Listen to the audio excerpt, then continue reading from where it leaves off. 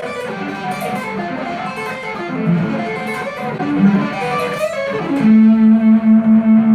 welcome to another episode of Shabelle Music Academy's online tutorial lessons.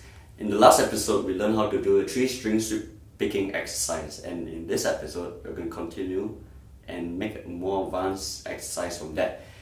As you know, we started off on the 14th fret of the 3rd string, and what we're going to do in this episode is we're going to add one more finger on the 15th fret of the 4th string. So basically, the exercise will be as shown.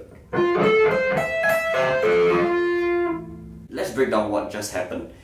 Basically, if you watch the previous episode, we did a 3-string sweep picking exercise, and in this segment, we added an extra string to the exercise. So using our forefinger on the 15th fret, and our right hand technique will be exactly the same, except we are adding a 4th string to the exercise.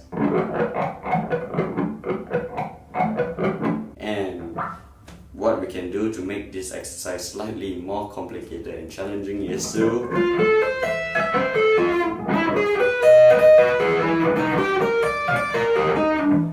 move down the fretboard.